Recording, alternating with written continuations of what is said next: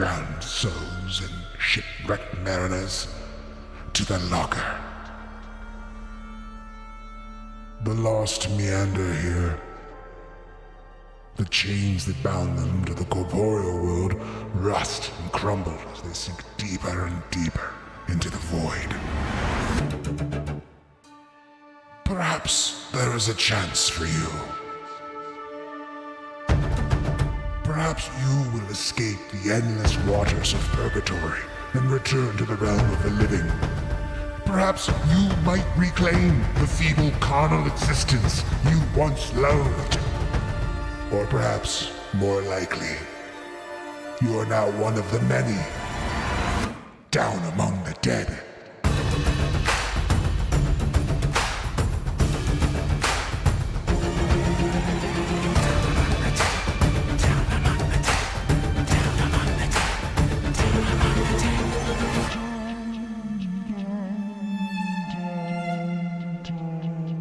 Pirate Borg, down among the dead.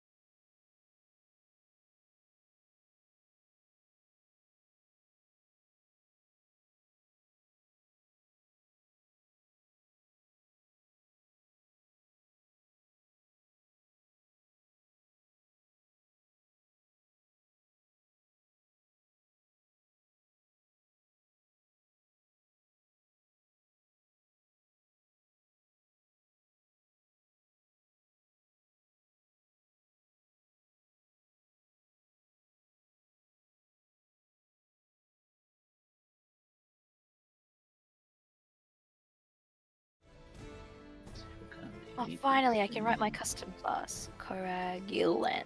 There we go. Armor type. No, I don't have any. I have nothing. I'm shit. Oh, strength. +1, +1. +1, +1. -1. +4 and 0. Alright, there we go. Basically, whoever was having trouble with alchemy, just slap something together and then you can immediately customize it.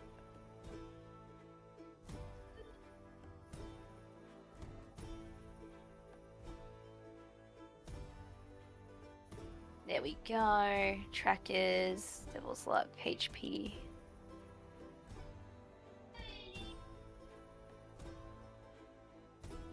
Okay, I will roll all my shit. Like there is log and all that kind of stuff. Yes. Okay. Okay. Ah! Give me a second. Please travel home.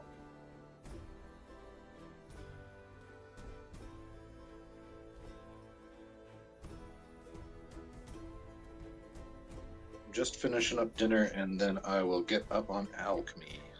Yep, you're good. Drop out for a minute. I'm chatting with my partner. Gotcha. You're good. She just got home.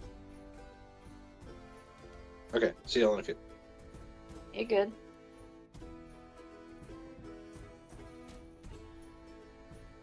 Oh, did I actually increase my HP an insane amount? I can't tell.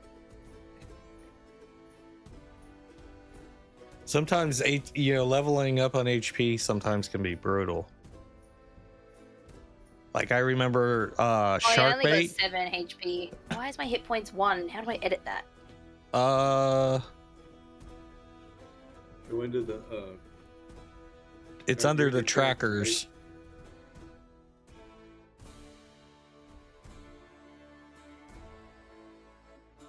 Edit. Trackers. HP. Oh, okay. And you can set the Current current and you value. current and max. Yes. I have 7. I have Devil's Luck. Oh, we roll new luck now, don't we? Yeah, it's a new session, so if anyone hasn't done their Devil's Luck, go ahead and roll that now.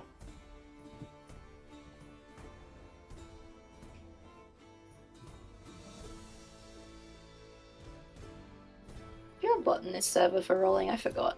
I do. It's the Salty Parrot bot. Oh, yes, that's right. 1 D2. Oh, yes, max luck, baby. Alright, fantabulous.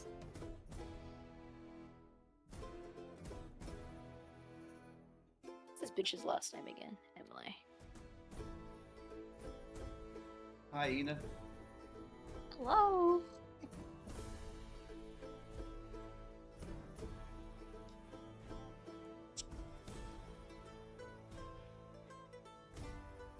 All right. I know Bill's talking to his partner there and everything like that, but we can go ahead and basically get this thing going. So last week, quick recap. Pirates found themselves in the tavern in Coral Town. And they met a jolly old soul who was just a drunken mess. And he goes by the name Papa Noel. Normally you can find him in the bar 364 days a year, but for one day a year, this strange NPC disappears and comes back just totally loaded, shit-faced. And he's always yelling, yo ho ho. Always the yo ho ho's, especially the longer the night gets. Anyways, he gave the pirates a mission. His daughter Belle had been missing for weeks, and he gave a map to the pirates on where they could find her. So the pirates went out adventuring. They took Smokebeard's ship, and they went to Shipwreck Coral, Shipwreck Coral Reef. Yep. And there they encountered some seagulls, some nasty seagulls actually. And they wound up stumbling across a giant spider, which I gotta say Smokebeard just annihilated with one grenade. Smokebeard's a bad mamma jamma. The dice were in my favor. The dice were in your favor for sure. And after destroying the spider, Emily got covered in spider guts and spider eyeballs on her rags. And rag, it's okay. and she's good with it. She doesn't mind sporting it. Afterwards they found Belle trapped up in spider webs in the back of the room, and they were able to free her. And she was very grateful to the pirates that she gave the pirates kind of an ancient relic.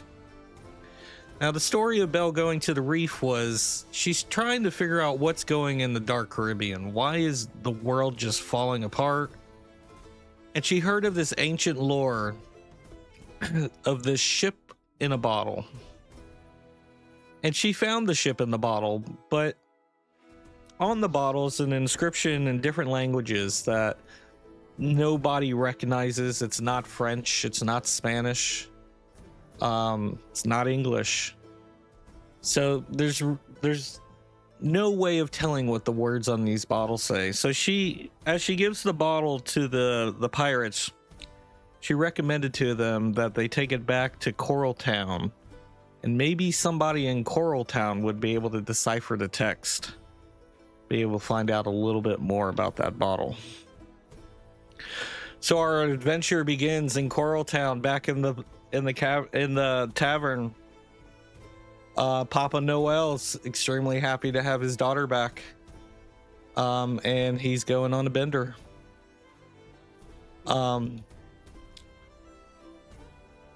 So pirates, here we are in the tavern. You're studying this bottle with this ship in it, but you notice that the ship inside the bottle, it's only the hull. The sails are missing, the mast is missing, the helm is missing. All it is a hull of a ship. The rest of the ship's missing. And you're all sitting around the table, passing the bottle back and forth as everybody looks at it. Let's introduce everybody.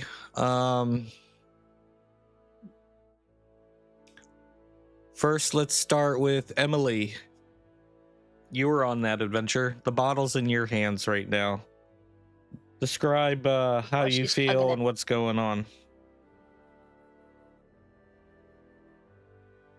Ina is thrilled to be back in one piece. She's got her spider leg that she took with her. Yes, that's right. She's got that.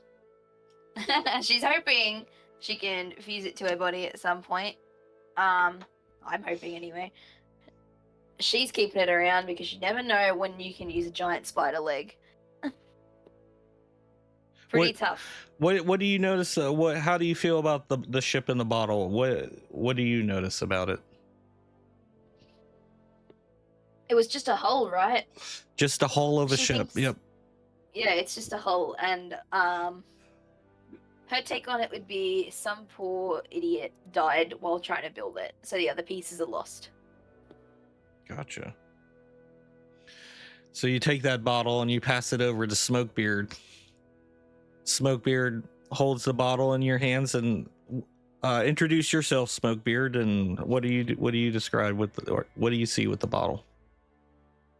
All right, I'm a buccaneer. I'm a sulfur buccaneer. I'm missing an ear due to an encounter with a necro swine, and I do so much cooking of and smoking of meats. I just reek of the smoke myself.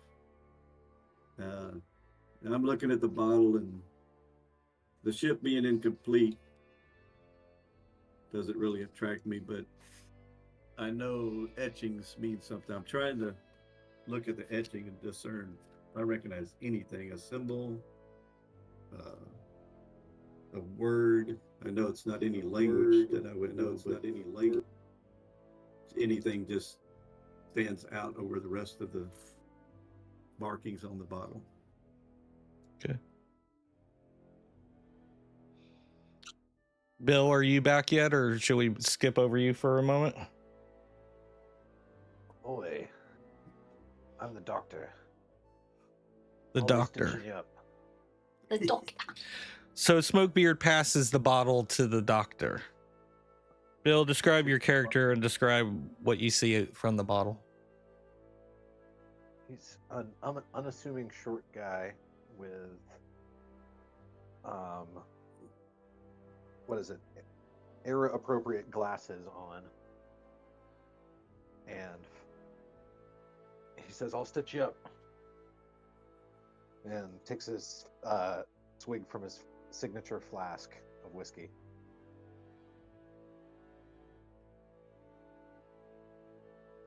Standing at the bar over with Jacob Brown, our local tavern bartender, whatever you want to call him as a pirate, is standing a swashbuckler of a man. The swashbuckler sees the table full of pirates and sees the shiny bottle, and the swashbuckler decides to walk up to the table and introduce himself. So Ishmael, you walk over to the table, introduce yourself to the pirates, and comment on the bottle that you see. Ahoy. I see that she's somewhere. Is my introductory line. and that's what I say to the table, and I start counting them like 1, 2, 3, how many people there are on the table, and that kind of stuff. Ishmael is a guy that you wouldn't look twice if it were for the clothes he's wearing. Like he's wearing fancy clothes and a fancy tricorn, but besides that, there is nothing remarkable about him.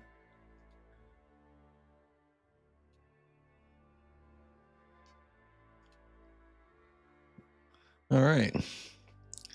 Sitting across from the pirates at a table by himself is a sorcerer, a wild eye sorcerer, who might actually look like a normal person. But we are in the dark Caribbean. You never know what you're going to get. So this sorcerer stands up and walks over to the table to join the group. And Alistair, introduce yourself to the group and describe your character and what you notice about the ship and the bottle. Yeah, my name is Brandon. I'm playing Alistair. That is a sorcerer that is also maybe a little cursed, who is marooned on an island, but has since gotten free and back to this land. He has salt-crusted black and silver hair, kind of weathered skin.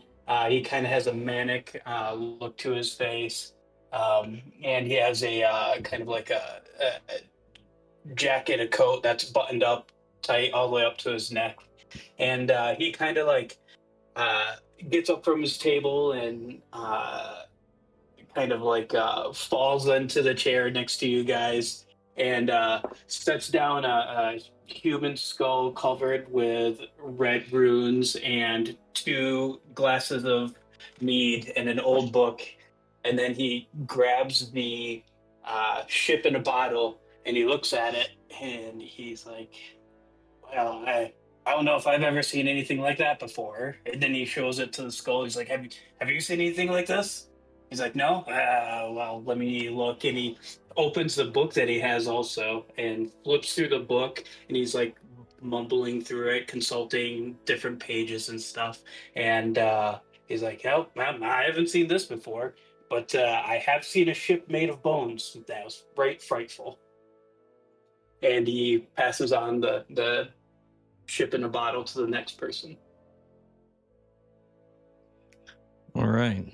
Let's see here. Did I skip anybody? I think that was everybody. All right. So Alistair places the ship back in the middle of the table, and the pirates are drinking their rum, getting to know the newly acquainted pirates that are all at the table. All of a sudden, the bottle starts spinning, and when the bottle comes to a stop, the bottle is pointing towards the east. The pirates notice the direction that it's taking. What do you guys think about the bottle spinning and coming to a This stop? feels like some magic shit, and it's gonna drag us out again. Yeah, Smokebeard watched the spinning. If it got anywhere near to point at him, he was moving elsewhere.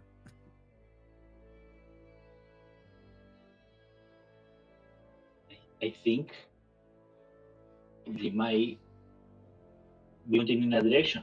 Maybe we should follow where they lead and see what the ship is about.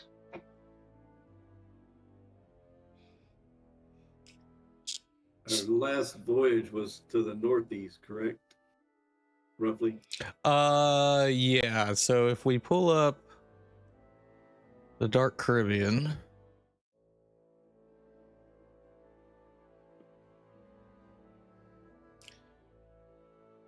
So the shipwreck was located right there at that one island. I'm not sure if my cursor's pointing at it, but you know, the reef was from there. You're in Black Coral Bay, and now the bottle is pointing east. At least that's what the pirates take it as.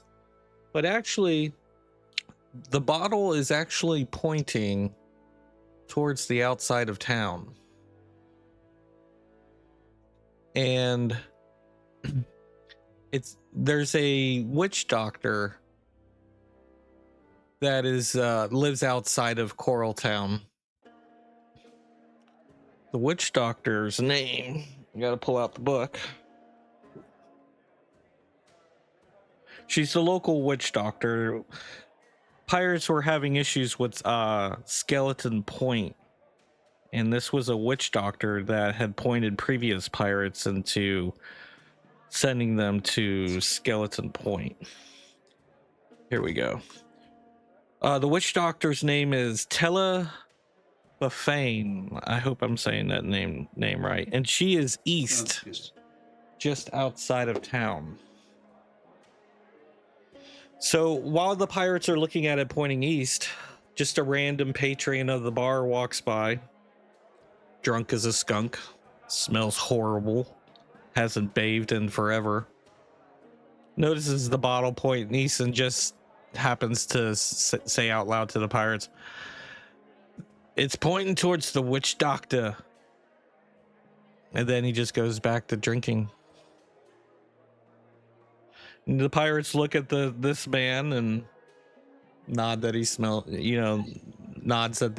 really bad and he's drunk as a skunk, but maybe they start thinking about perhaps heading out east to the witch doctor. What do the pirates want to do?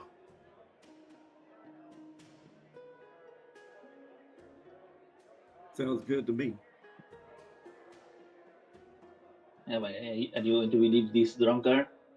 That's just the way the sound come up too. We believe worse so far. Is Belle in the bar? Belle is in the bar. Belle is behind the barkeep, making sure that the rum bottles are staying full. She goes back and forth from the kitchen, but she is behind the bar at the current moment. Smokebeard would like to slip over there, and because she mentioned something about finding somebody that could help us. I was just going to ask her if our latest drunken interpretation was on the mark or off the mark or any help at all. So I just slide over to the bar and catch her coming in or out. Miss Bell, pardon moi. She turns and looks at you, very happy to see you. You are one of the pirates that helped rescue her. And she walks up to the bar and leans over to you and she's like, "How can I help you?" You mentioned finding somebody to help with translating that bottle. The thing just started spinning a while ago, pointing eastward, and another fellow imbiber hollered out, "That's pointing at the witch doctor's place."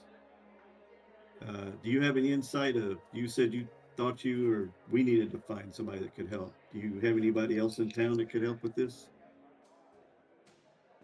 Smokebeard, there's a few people here in town. I would stay away from the governor. I wouldn't bring necessarily anything his way. I don't quite trust that man. There is the witch doctor outside of town, but she tends to stay by herself. She doesn't come into town very often, and most of the town folk are afraid of her. I myself am too afraid to go out there myself. Other than that, the only other person I could think of here in town would be Father Wallace. The man of the cloth helping us with Priest? voodoo and hoodoo. What else? That one I'm not sure of. Well, I would have The to agree governor- with you on that. He's just a very well-educated man. The governor, I'm not partial to anybody in charge of an island. The governor's a very strange man. They all are to me. All right. So I go back to the table. Thank you, and I toss her a silver. Thank I you, go back sir. to the table and said, but she gave some other options, but I don't want to deal with the government. I don't want to deal with the clergy.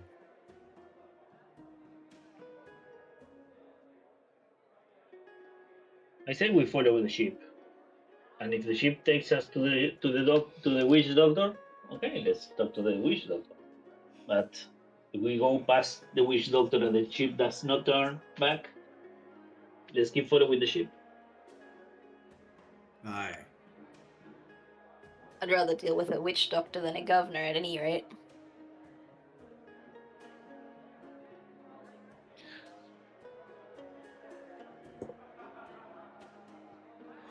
All right, pirates. So you finish your rum. No pirate leaves any rum behind. If you do, I'm taking it. Yes. Smoke beer palm some. He's taking some with him. Alistair pours some rum down the mouth of his skull friend and just spills over the table. What a waste.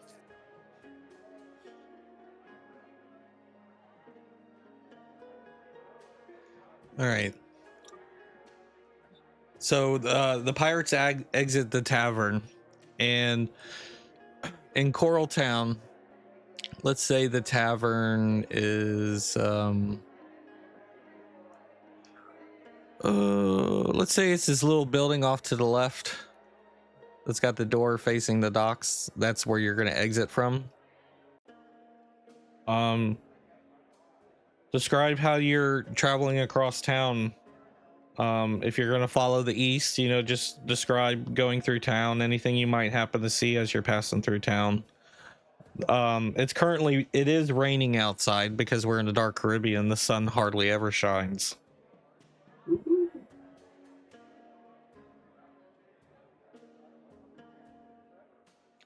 Let's see here. Here we go.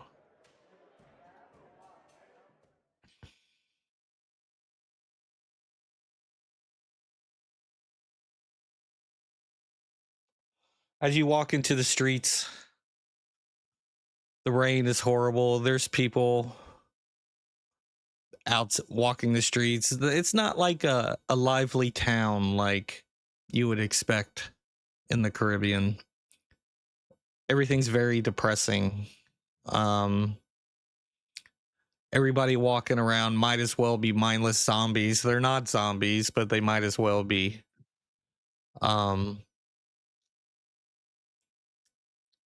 There's dogs running around. Even the dogs don't look like they're happy.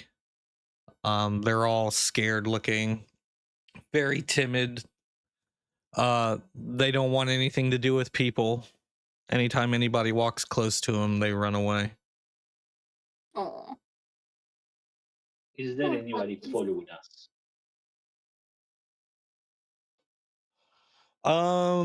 Ishmael, roll a perception. Or what is it? It's not perception, it's presence. Presence. Borg. Present Borg. Okay, that's. Oh, I love the slums picture you've got, dude. 15. A 15? Yeah. So as y'all are walking through the town, you do happen to capture some shadows moving in the background. Every time you look over your shoulder, all you can see is a shadow disappear into a shadow.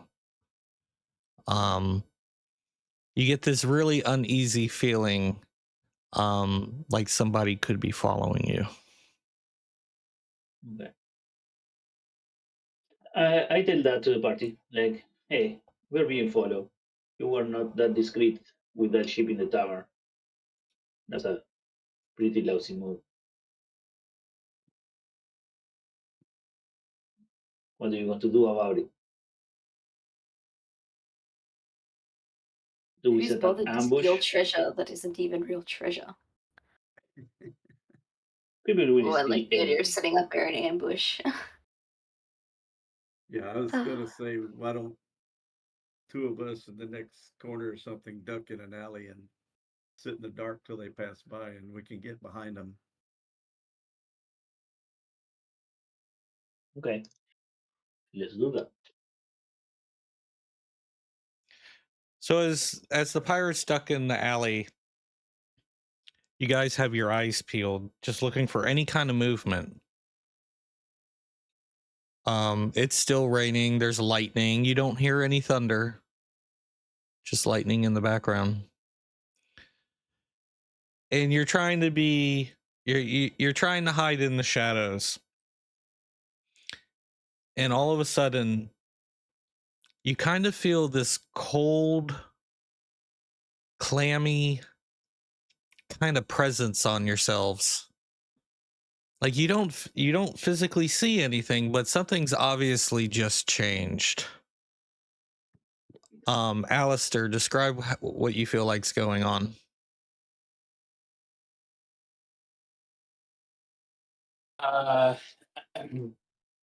He'll kind of look around and look up at the sky and say, "Feels like it's getting cold here.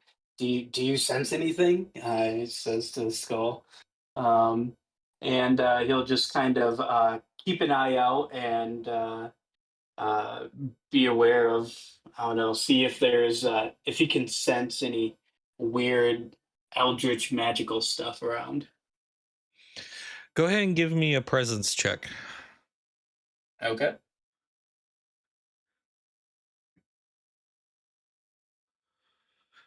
An 8. An 8. So obviously something is going on. There's some kind of presence there. You're unable to determine what exactly, if it's magical, if it's just happens to be, anomalies happening in the dark Caribbean. Either way, you feel very unsettled. Bill, the doctor, what's going on with you? How do you perceive what's happening?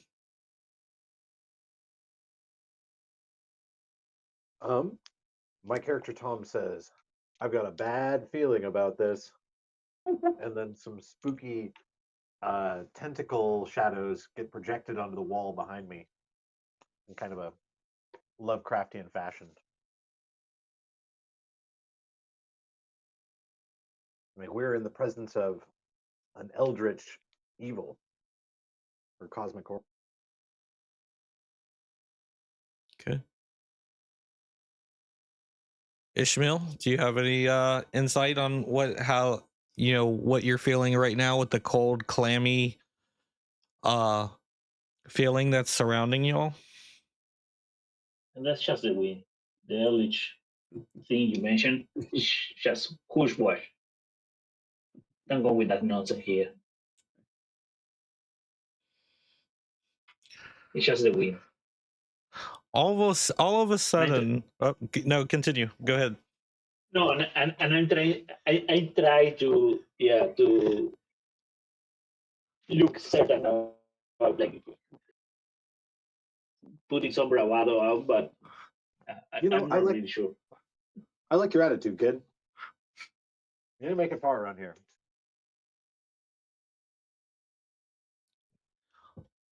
All of a sudden, you can start hearing accordion start playing, and it's a very eerie, piratey type theme to it, and it's very hollow sounding. Like you can clearly hear the accordion, but you can tell that no one near you is playing it.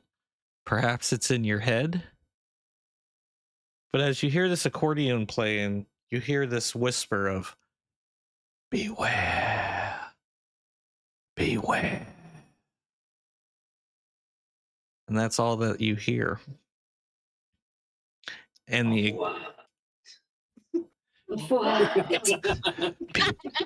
Fucking drunk people whispering on the street again, bro. Yeah, speak his language.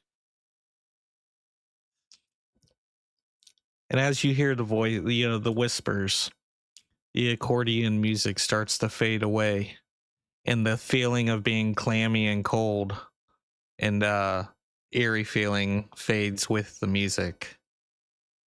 And now, do we know the song they were playing?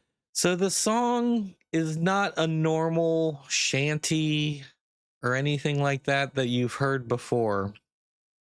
It's a very eerie jingle.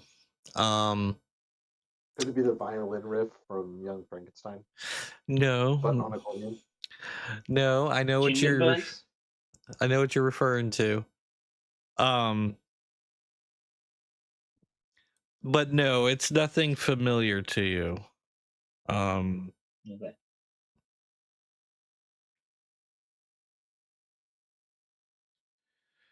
So as the feeling goes away, the pirates emerge from the shadows and they continue onward to the edges of town. At the edges of town in Coraltine is the jungle. Let's see here.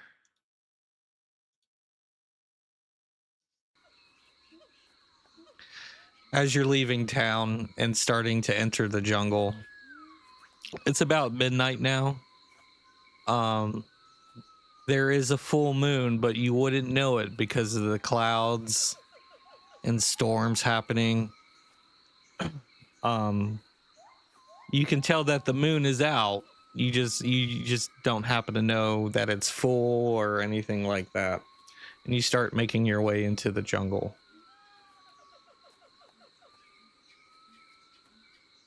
It's still raining, but because of the coverage in the jungle, you're not getting as wet as you were traveling through Coral Town. And How more wet can we eat? It has to be pool the whole night. yeah. You can hear animals in the background. Some monkeys, crickets, maybe a rattlesnake rattling somewhere in the background. And you can also see lots of eyes looking at you. Anytime anyone makes eye contact with the other eyes, the eyes disappear. Smokebeard, you're first in line at the moment. Describe the jungle. Is there a clear-cut path? Describe what you see going into the jungle. Yeah, as we arrived at it, I did spot what appeared to be a trail, not just like a nice roadway, but definitely some traffic had been through there. And seeing nothing else, I just started heading down that trail. It's not so wide that the wet leaves aren't brushing on your shoulders and arms as you walk down the trail. The moonlight, if you could call it that, is just more of a glow overhead in the clouds and not really benefiting us. Now I'm listening for movement and watching for something in the trail and just kind of ignoring the eyes right now. Very good. Sin, Emily, you're next in line behind Smokebeard. Describe your jungle experience so far. My jungle experience so far. Yeah, Very easy. very easy. Okay. Trying not to step on a snake. No, not like actually. That bitch is a functioning drunk or something. Alcoholic, that's the word. The bad one.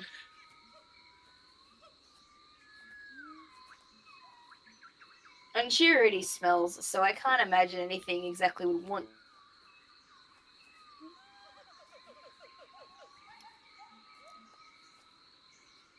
As you all are traveling deeper into the jungle, this clear-cut path is starting to get more and more whole dense. sickness and lose everyone. Like one tumble and she's dead, bro. I hear you. Okay, let's see. I know I picked Smokebeard and then Emily. Who wants to be third in line? I could be third in line. Ishmael? Okay. All right, Ishmael. Yeah. How are you feeling at this moment? What do you see? You can see the eyes in the jungle looking at you. And again, every time you make eye contact with them, they disappear. Oh, I'm in the middle because I don't want to be in the front, not in the back, and I'm watching where the person, if just right in front of me, is stepping, and if nothing happens when they lift their feet, I stay in the same spots they are. I don't like venturing into the night into an unknown place, so I picked the safest spot I could get, and I tried to Gotcha. go unnoticed. And the group keeps chugging along through the jungle. Who wants to be next in line? I can be. All right, Alistair, go ahead and describe how the jungle's making you feel. Yeah, Elser's feeling pretty paranoid. He has his Marlin spike. He's kind of like trying to wield it like a dagger while he's looking in one direction. He's trying to point the skull in the other direction and try and see how many eyes he can get to go out, and trying to keep watch on as much of the jungle as he can. He's like, not again. I can't be stuck on another jungle island. And he'll just keep muttering to himself as he's just kind of warily trudging through the forest here. We're not even lost yet. That's all good. And I that, get lost real easy though. and that leaves the doctor, Bill. Not in a group, we won't. You're in the back of the bus, back of the line. Describe what's going on, Bill. So, Tom is dragging along a massive broken mast. Fragment of broken mast is his brute signature weapon. And Nice. but it's weighing him down because he has -1 strength. That's funny. So he's kind of lagging behind the rest of the group and sweating. So he pulls out his canteen, but it's all empty, and he's dehydrated. Why is the rum always gone?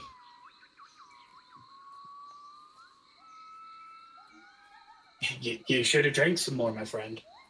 And he turns to the next person in line, Astaire, and he says, "Hey, do you have any?" And he looks up, but she's already a few 20 or 30 meters ahead of him, like up the hill.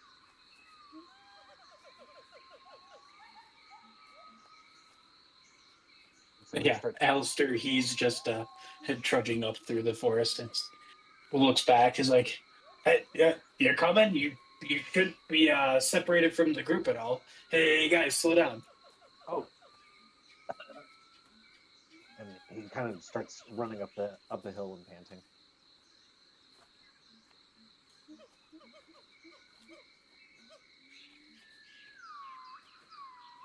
As you guys are walking through the jungle, you can start hearing voices.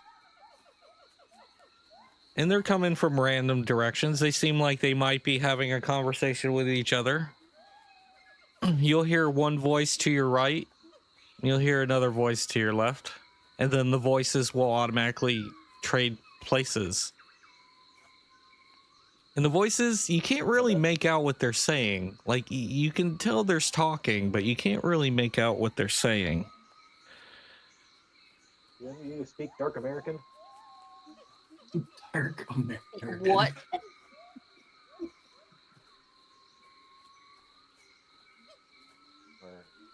Or what do you call it?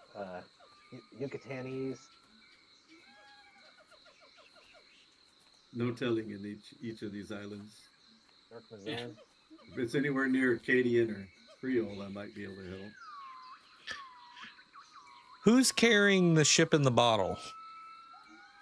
Well, I stuffed it in the satchel. I was carrying it. I stuffed it in the satchel when it looked like we were being hunted. So I pulled it back out and was holding it in my palm, trying to keep us on track. Because if it had deviated from the trail, we wouldn't have stayed on the trail. What is it doing now? So as you pull the bottle out of your satchel and you hold it in your hands to see if it changes position at all, the voices all of a sudden stop. All the eyes stop Nice. moving and stop blinking and are all focused on you. Nice. Shut the hell up. Thank you. The bottle starts vibrating in your hands. Just not like a crazy vibrating, but you can feel it. You can feel that the bottle's reacting in one way or another. Smokebeard, give me a presence check.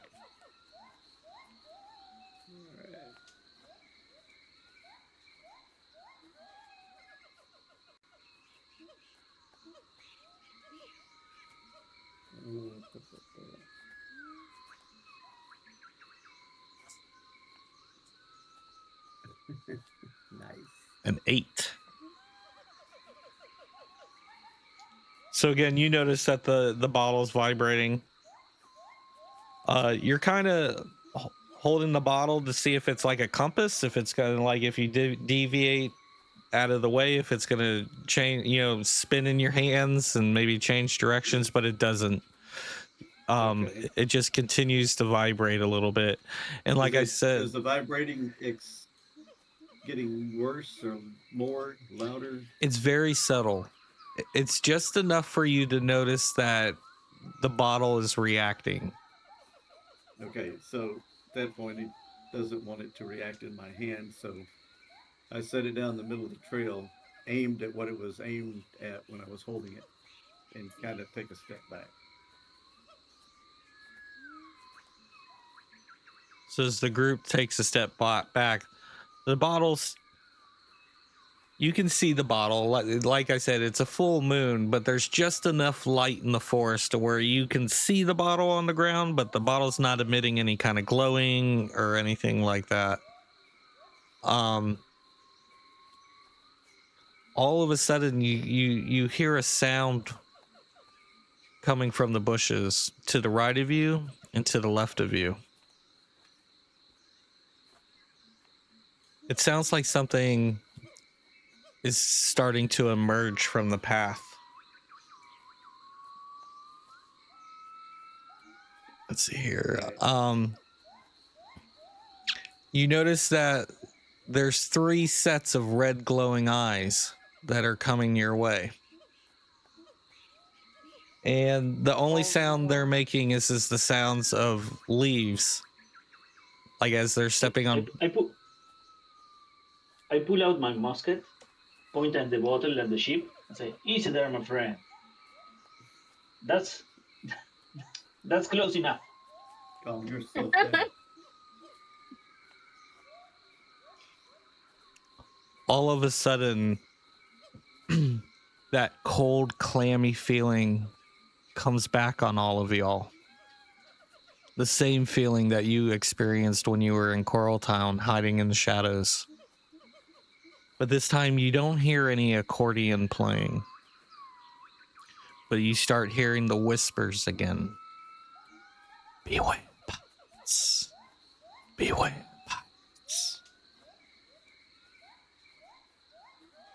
Alistair will just go, where's the pirates? Where are they? Beware. I believe they're speaking to us, Alistair. Beware.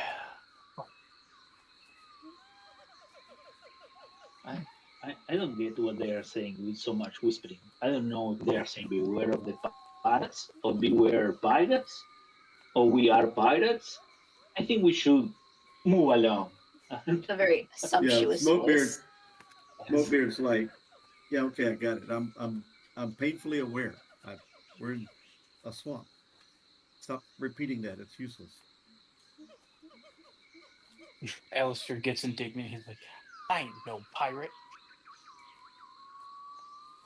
Well, several of us are, so I am fully aware.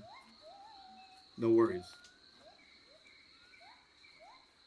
So all of a sudden, the voices end, The clammy instantly disappears just as fast as it did appear. And emerging from the bushes, you find yourself surrounded by 3 rapid jaguars with red glowing eyes. Oh, nice. Let's see here. Sorry, there's still parts of alchemy that I'm still learning. Let's see, where is it? By the tides, we're doomed. There we go. All right. Everybody can switch over to the tactical map.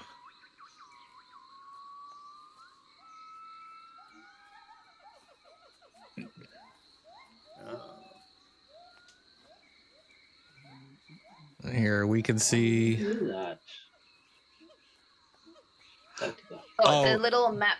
Yeah, top right corner, that Even top toolbar right. you have. The very top button you click, when you click on it, it says tactical mode. We're in the Yeah, bottom when you aim right at it, it says corner, right? tactical mode. You click, and then you would click on the X to go back to story mode. Yeah. Next Right to the crew in the top right. Crew, yeah.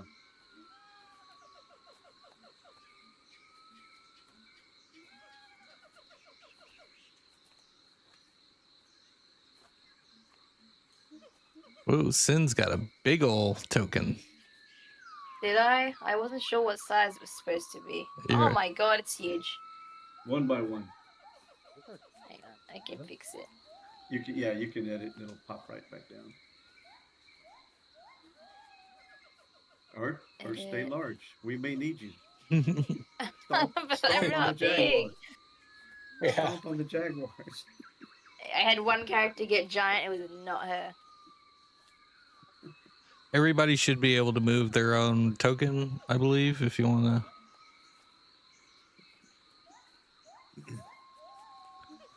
Okay. Hey, I've seen the Jaguar. My laptop is would turning into a I jet been up engine. here kind of closer to him, or Yeah, because you're front in line. There we go.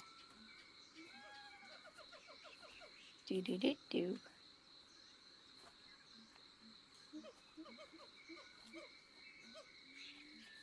so I grab Ina and push her. Oh no, she's shrunk. Never mind. I'm gonna push you forward, but you're small again, like Hey, I beat someone up over this. Don't touch my characters without my permission. they almost died in the temple, right? Yeah. Look, I had a plan. All right, let's. Who wants to roll initiative?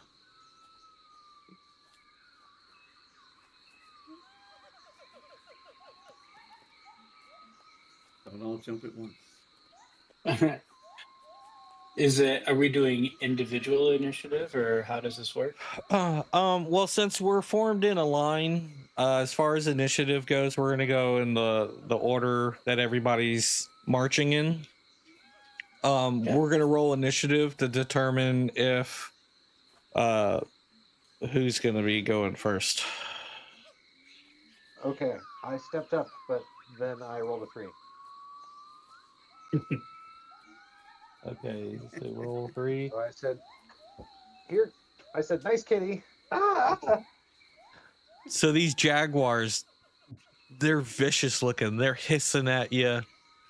Their eyes are just intensely glowing red. They even kind of have like this purple aura to them. Like, it's not illuminating the area around any of y'all, but you can see this purple aura glowing around them. They're very focused on the bottle that Smokebeard has placed on the ground. Let's see here. I don't really have a token for the smoke bottle or for the bottle, but let's say the bottle's right here on the ground. All right. Okay, the Jaguars have won the initiative and are gonna are gonna go first. So this Jaguar here is gonna start making its way towards the bottle. This jaguar on this side is going to stay where it's at. And the jaguar on this side is going to stay where it's at. So that's the moves for the jaguars. Smokebeard, you're first. What do you want to do?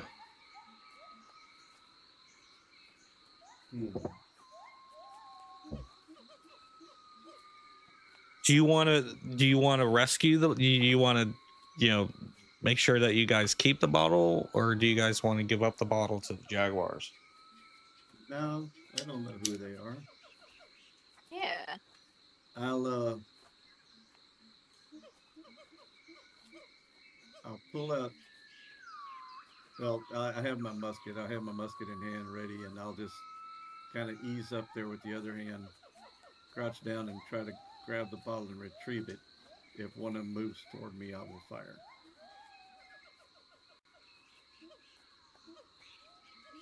Okay.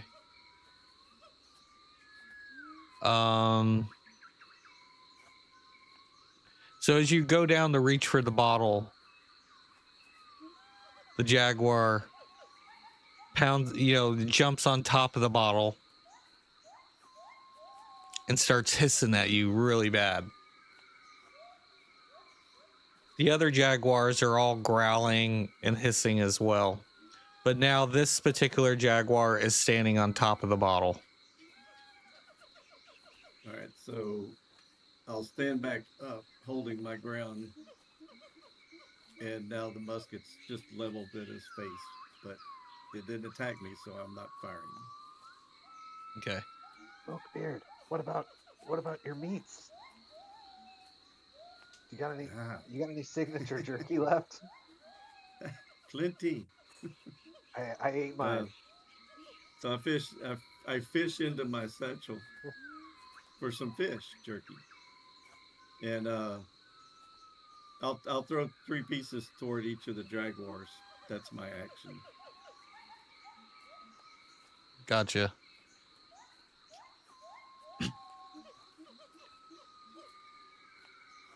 All right, Emily, it's your turn. How do you want to react to these jaguars?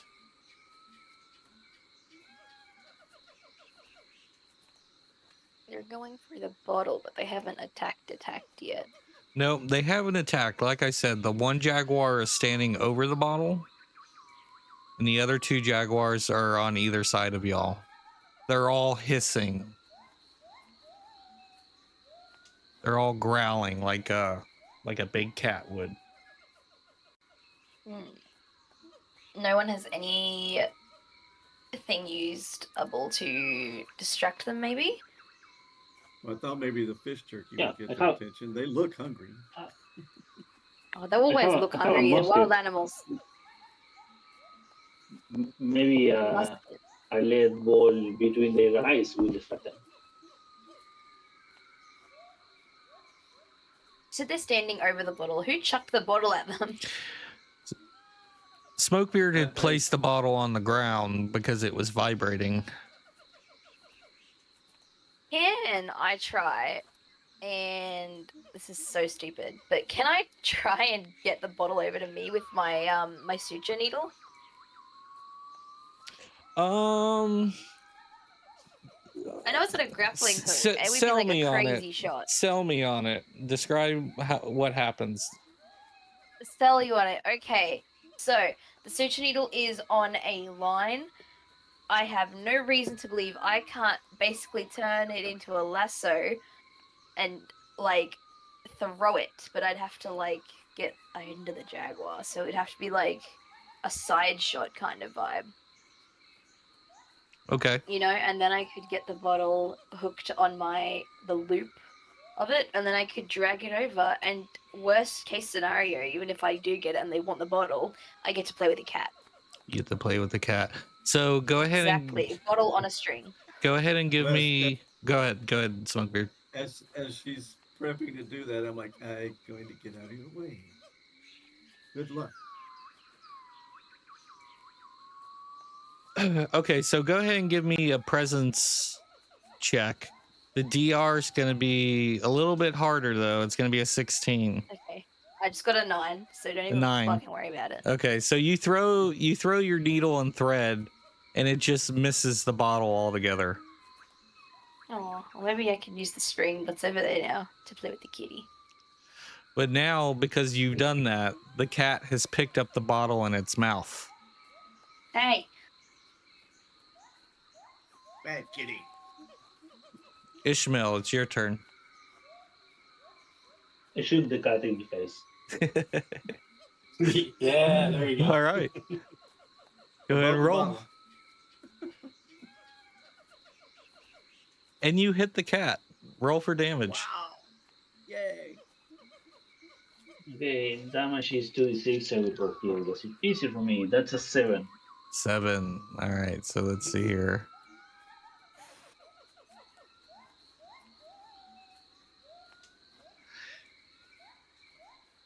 And as I shoot, I let the musket drop to the ground because I won't spend 1 second reloading it and go for my sword. So you take your shot at the jaguar and you hit it for 7 damage. The cat drops the bottle. And let's see here. The cat drops the bottle and looks straight into your eyes, and the cat's pissed off now. The cat is really growling at you. Let me see here. I'm trying to figure out how to do the. Let's see. All right, so you hit for 7 damage. I'll just write it down because alchemy, I'm not that familiar yet. you're good. So we're at 14. Okay. All right.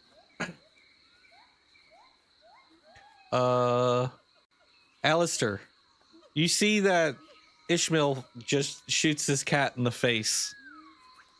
Cat is pissed. The other cats are starting to hiss now and starting to come in just a little bit closer to the group.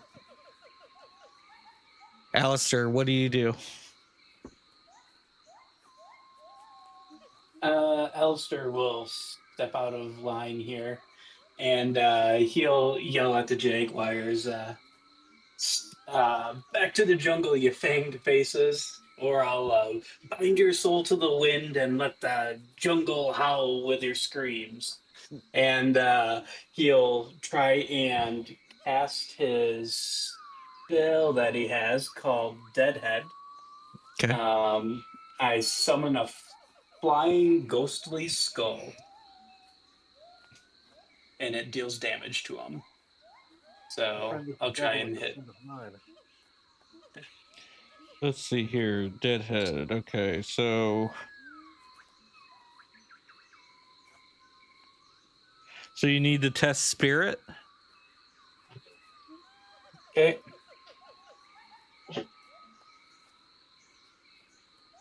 Hey. And you pass. Nice.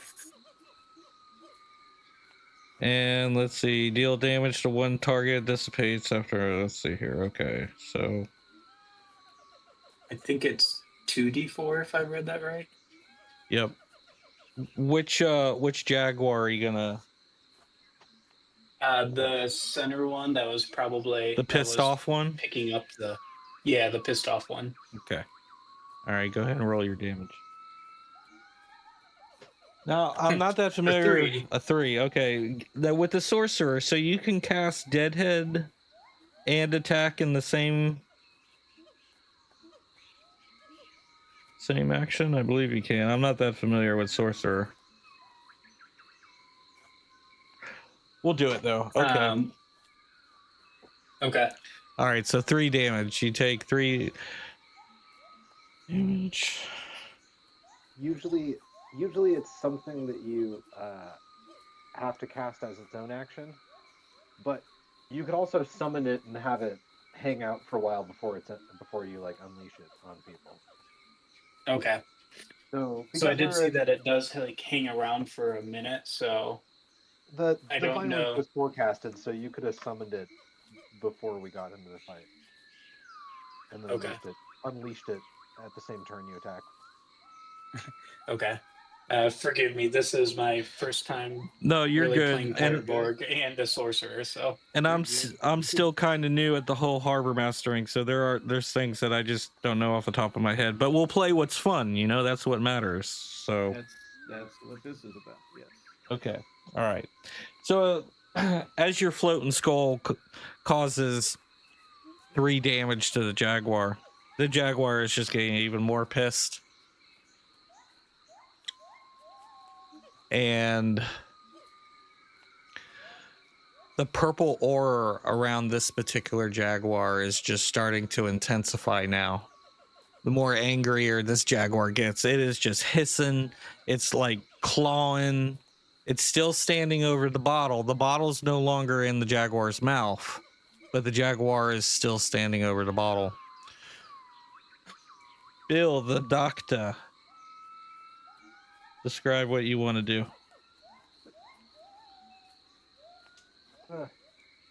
I can't believe this sort of thing keeps happening to us. And the doctor's gonna go behind a tree and kind of have a miniature panic attack, but then his arm starts changing and transforming with his new powers, and he has a new power that lets him turn his arm into a crab hand. Ooh. But without a complete understanding of how it works, his arm turns into a crab hand against his will on this turn. So that's my round. that's cool. All I'm right. gonna get I grow a crab hand and then I kind of freak out about it. I would too. All right. So now it's the jaguar's turn. This center jaguar here, he is pissed. And he's looking right at Ishmael. And he's going to leap from where he's at right now straight over Emily and go to attack Ishmael head on. Ishmael, roll some defense for me.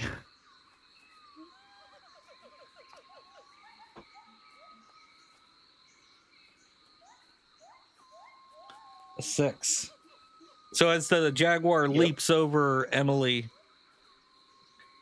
he just full on jumps on Ishmael, kind of like if he was hugging him, but he's just attacking. Let me see here. The jaguar, I don't think it's a whole lot of damage. Rapid jaguar, let's see. Okay. So the jaguar is he's gonna bite for D6 plus test toughness DR12 to become infected. Oh no. So we're gonna see here. We're gonna roll a D6.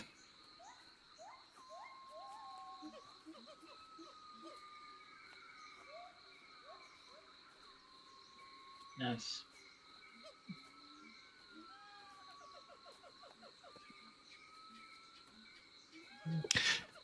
So Ishmael, you take 6 points of damage, but you do not get infected.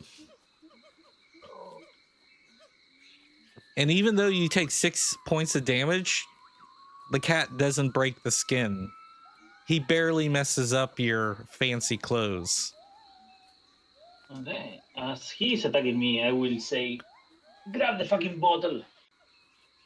Yeah.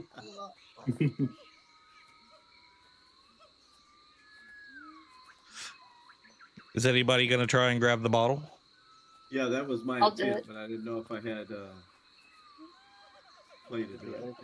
The other two If attack I us then? can, I'm right there. I'm grabbing it. So as you go to grab the bottle, this jaguar goes to pounce you now. Uh-oh. So go ahead and roll some defense for me, Smokebeard.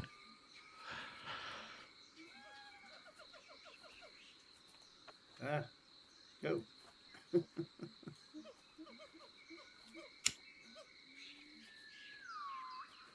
An 8.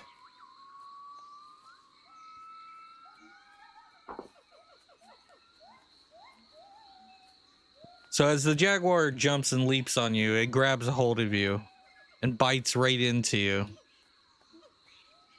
And you take 5 points of damage.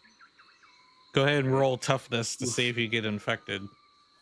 I can't get infected. Oh, you have I'm a survivalist. awesome. Immune. Buccaneers for Oh the my God. win. I was chewing on beneficial plants as we went down the trail. Are you just chewing it the whole time? He's grabbing anything from the jungle. This looks I'll alright. chew on it. That looks medicinal. That looks medicinal. Just kidding. Now the other jaguar sees everything going on, and let's see, he's gonna pounce his nearest victim, which is gonna be Emily. Arnor. Go ahead and roll defense for me. Yes.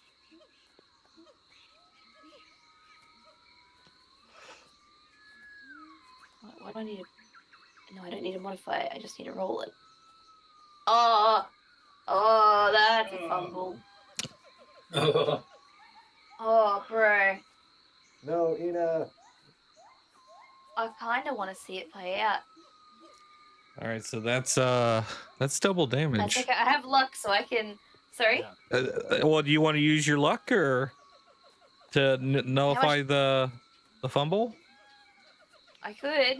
It's up to you. Just do it to reduce the damage.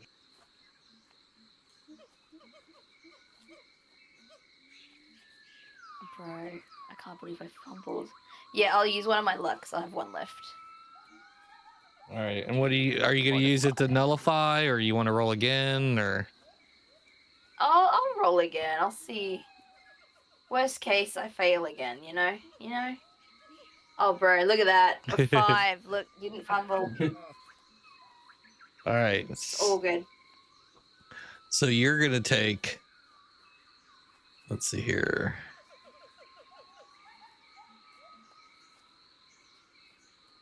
Six points of damage. 1 HP. You're rolling guys. really good.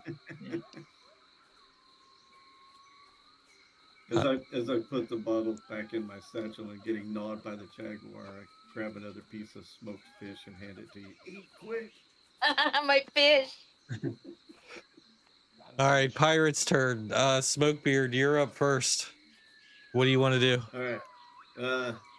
So while this thing's kind of all over me, I'm gonna take my musket and put it up against him and fire. All right. Go ahead, bro. Go. It should be going. I'm running slow tonight. All right. 14 damage. You annihilate this jaguar. You blow him into so many pieces. There's body parts flying everywhere. As The claws still scratching as they go through the ear. as the cat gets blown apart, of course, you get covered in some of the blood. And some of the blood even splatters on Emily, onto her rags. Now she's got some green and red. Yeah, now she's got some Christmas colors going on. So festive. Christmas gore. All right, That's so, disgusting. so this jaguar's just ripped in pieces. The purple ore that you saw is just gone. It's just body parts and whatever's left of the cat. Emily, you're up now, and you got this jaguar on you. What do you want to Yeah. do? You got 1 I'm gonna HP. shank a bitch.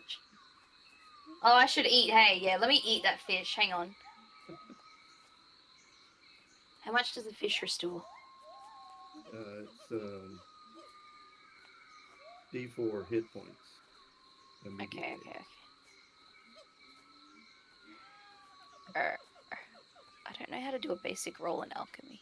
You Oh, just click on the. pirate down at the bottom, the big white, and all the dice are there. Just click on it Oh, and then hit the Ah. white thing again. okay. 3 HP, guys. Let me just eat that fish. It's really hard when you've got a jaguar mauling your arm at the same time. You're able to scarf it down. You instantly put it in your mouth and start chewing, and all in one swallow, you take the ration down. All right, You're gonna Ishmael. kill me. I will try to stab this guy, this shower that's attacking me. Okay.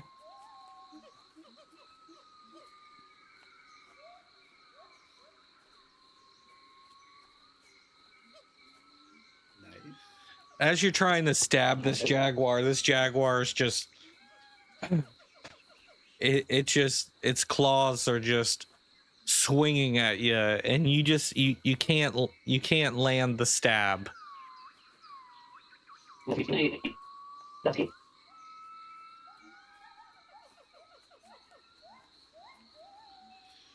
All right, let's see here.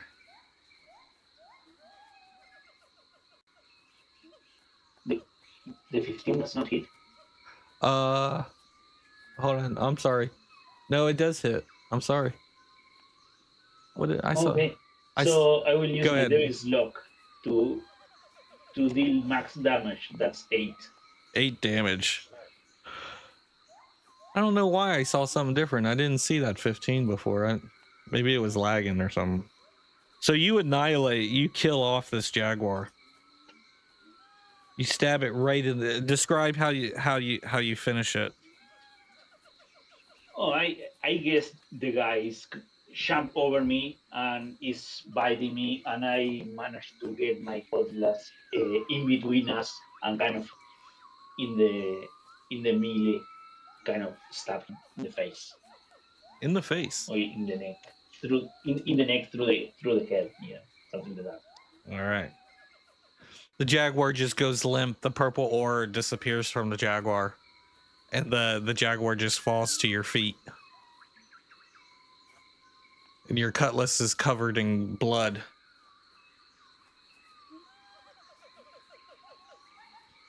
Yummy. And let's all right. Let me kill off this guy here. And was this shower the leader, or we annihilated the more than half the party? Does the other shower run more and he keeps fighting or run away?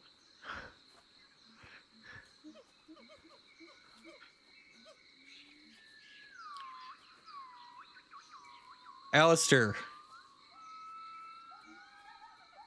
it's your turn. All right. So what ones are still alive? The one that's attacking Emily is the only one still alive. Okay. So I'll move back over here. But I'll have my skull attack again. Do I have to re-roll spirit? I think that's just the cast the skull. And the skull's still lingering around, so I believe you can just straight up attack with it. Does that sound right, Bill and beginner? Pretty sure. Well, I didn't touch Say that. that again. Once it hits something, you gotta cast the spell again, and I think you gotta roll to hit every turn that it's out. Okay. Once it hits something, the spell expires. Yes. Yep. Looks like that's correct. Okay, so I'll re-roll spirit.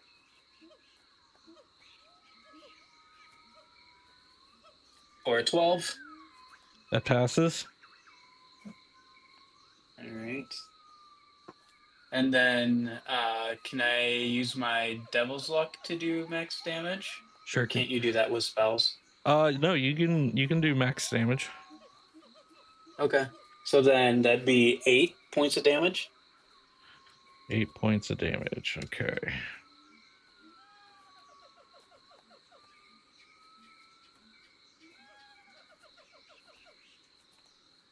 So the jaguar's still alive. Oof, dang. The spell hits it, and it looks at you with its red eyes. And I say, I'll make your pelt a damned flag. Off to the jungles with you. It hisses at you. Doesn't that shower need to roll morale? This is Because true. Yep. No, you're right. okay, so I have intimidating presence. Okay. Enemies close to me suffer -2 morale. Minus. Okay. All right. So here we go.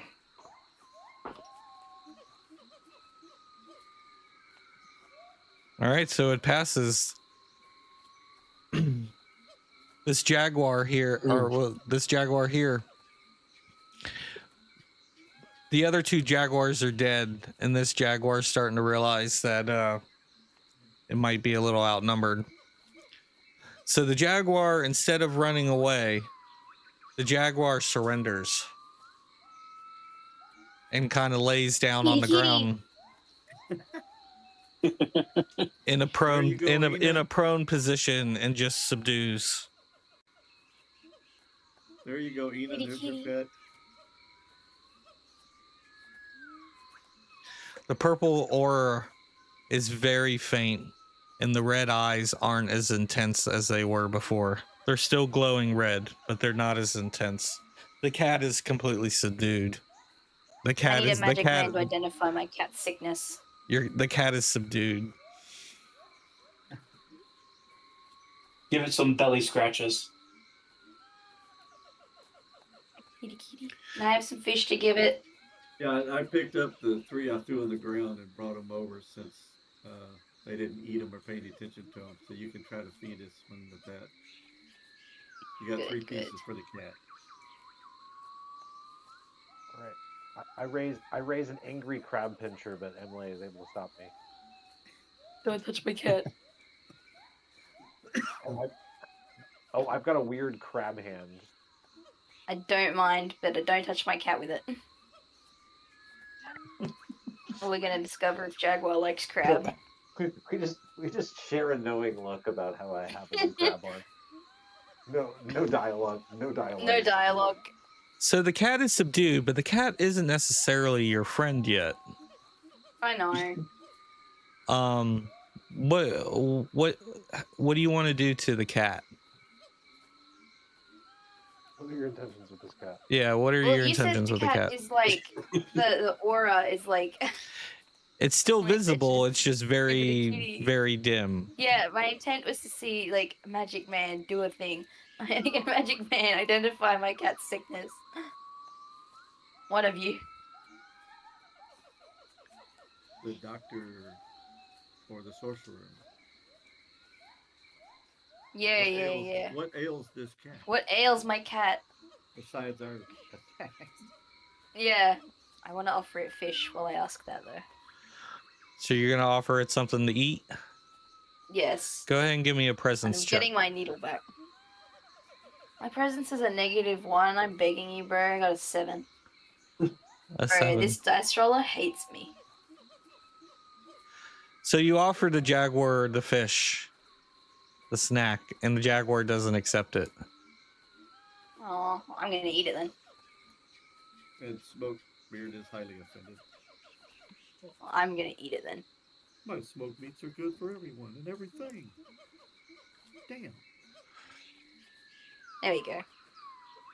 While that's going on, I'm reloading my musket. Okay. Um, Alright, yeah, you there. and if you have some magic fish that heal your wounds, I really need some patching up. Oh yes, I got plenty. I'm gonna use my own suture needle to stitch my arm back up while I sit beside this cat. I'm This way drunk I'll enough give that you- I can't feel it, give you a right? couple I'm of so fish. Let me drunk. know if you need more. It's okay, I ate one. You can have the other 2 back. I also have my skin tags that I can use now. Has to absorb any my own HP. has anybody picked up the bottle, or is the bottle still on the ground? I grabbed it and it's back in the satchel. right Okay, now. gotcha. All right. And we need one of those fishes. Okay. Nice. Rolling. Great. If I recall correctly, Alistair is a sorcerer. What magic do you sense on my cat? Fix it. So I go up to the cat and I say, "What do you want with the bottle?" And while I'm up there, I'll try and see if I can figure out what's going on with the jaguar. My kitty kid. All right, Alistair. Would that be give me a presence check. okay? For 18. Okay. So this purple aura that you see that's surrounding the cat, as you look at it more closely, you discover that it's runes, and that you're able to decipher the runes. And you notice that that it's actually a oh man, not the ancient relic, but an ancient spell or ancient ritual. That's it.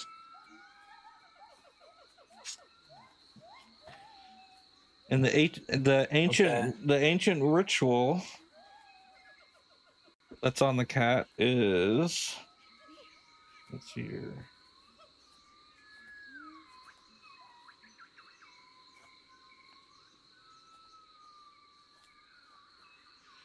The arcane ritual is spiritual. I'm gonna say sword. Sometimes in Pirate Borg, it's hard to make out the font that they're using, but it's number 17 is what I rolled on the table. One creature gains minus D4 protection for D2 days. Works in addition to armor. Spiritual ward. That's it. It's a ward. Spiritual ward. So It's a spiritual ward, but maybe it's a spirit sword this time around.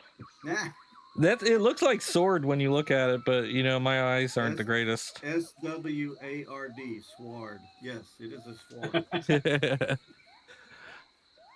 There was a Spiritual magical ward. dictation error, and now there's extra letters added to our spell effects. Yep. So, Alistair, you've learned that ritual.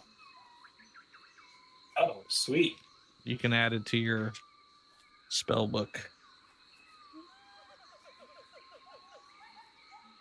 Okay. How do I do that? On alchemy, I don't know if you have a physical character sheet. You can just add it to the character sheet. Okay. For now, I'll put in yeah. my notes and I'll figure that out later. Yeah, exactly. So it's spiritual ward. Yep. I don't have that, but I see it there. The trackers on the right side by handouts, the tracker thing has spells and prayers and rituals. Two buttons, you select that. Oh, that's how many. That's how many. Yeah, That's I think tracking how so. many you can do. So it's probably got to go under what, actions or equipment?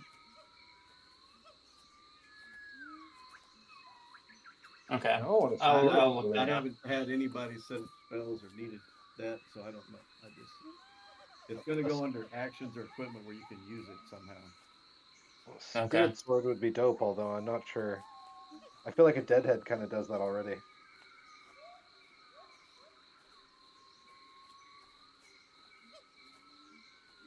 Is it similar to the Deadhead spell? One creature gains negative 4 protection. No, spiritual ward is actually like an armor that you summon around yourself, like an ethereal armor. Oh, gotcha. Okay. Ooh, that'd help. Yeah, it's pretty cool. Awesome. Sweet.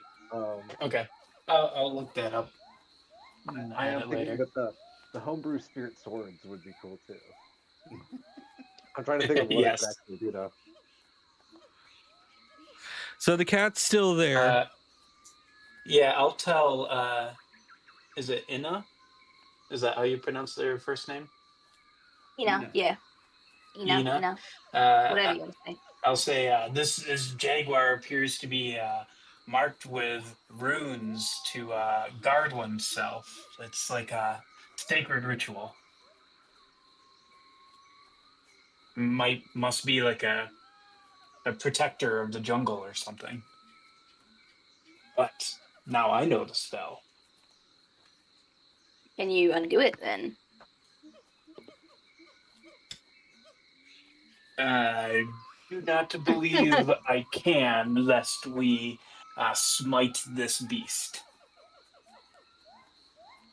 What good is magic if you can't undo the magic someone already did? You know, you bring up a really good point. Let me consult my book. And he'll just start leaping through it and then just kind of awkwardly walk away. If you do an anti-magic spell, then they'll probably just come up with an anti-magic spell. Yeah, it's No? recursive. It just, it doesn't work like that. Why don't you just write it backwards, bro? Oh, that's a good point. I should do that. And then he starts like fake writing in his book, like he's holding a pencil, but he's not holding anything.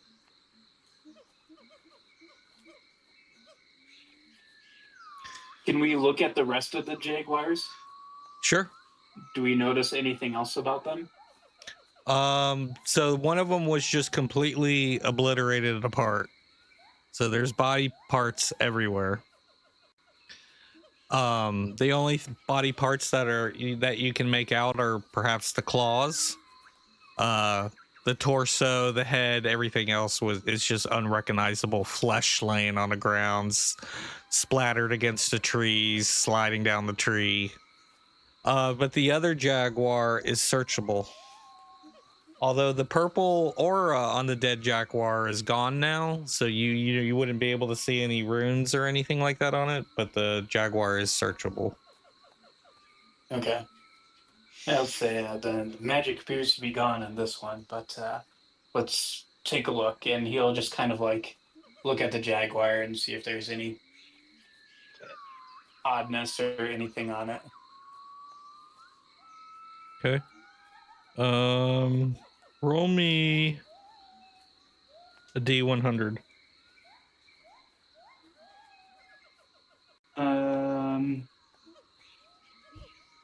Okay.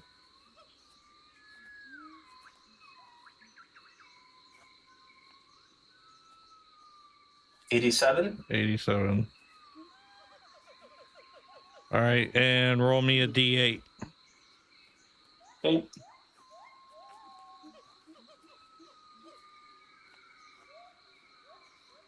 A 4. You find 4 gold doubloons Heck yeah. underneath of the jaguar. I don't know how this kitty was holding this, but I'm glad it was. It wasn't necessarily in the kitty. These gold doubloons may have been fallen out of somebody's Just laying on the pockets. ground. Yeah, and they Okay, were I was covered thinking. up with leaves and dirt. And as you were examining the body, you happened to come across them. Okay. But Smokebeard takes the most obvious path, which it had gold in it. So he's flipping all the little pieces that he made. Just flipping each little bit of flesh or flip the paw.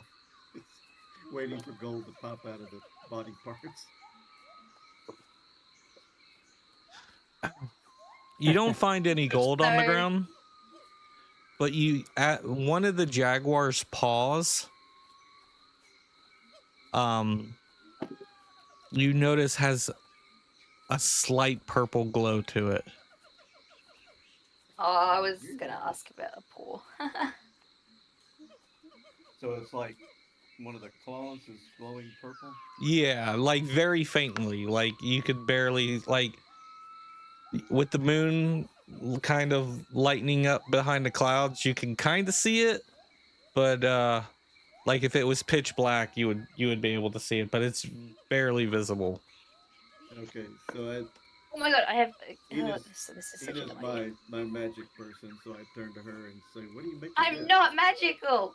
You are. I You're my stick things magic to my person. body, and I was going to ask. So, okay, I thought the coagulant was like I could fuse bits of things to me, but it's supposed to be another whole creature, and they're supposed to be humanoid and alive. I hate that. I thought this was gonna be like I'm my own Frankenstein's monster, and I was going to ask, and I know I probably can't, but I wanted to ask. I want to stick that paw to my body. I want to cut my hand off and put a paw on it instead. I want to become a furry. I Believe in your magic, Edith. thought was, oh my god, if the paw is still magical, if I cut my hand off, put that paw on my body, maybe I can control the other jaguar that's still alive. I mean, I know And it I has know to you're be jealous my of my friend. crab hand, but this seems like a really extreme thing to do. Well, we couldn't be fucked up Maybe hand buddies. maybe if you do that, maybe the one that was controlling the shower will control you instead. Hey, look, worst case, I die or lose a hand, or I start attacking you guys, and I kill. But if you beat me up, right, maybe my taken over mind-addled body will lead me to wherever the magic is going, right? Or maybe I'll just know if I fuse well enough. All I don't right. know. If you start to behave weirdly, I will shoot you in the head. Okay? How weirdly. You don't even know me that well. Yeah. Smokebeard is just very supportive because he believes you're magic, but you're different. You're strange. I'm different. I'm special. So, are you going to give the Let's be glowing magic. paw to her? Yeah, yeah. I gave it to her to examine. Okay. And Emily, what do you want to do with it? So I was just saying, like, so the coagulant is supposed to be like you're supposed to fuse with things that are humanoid and alive.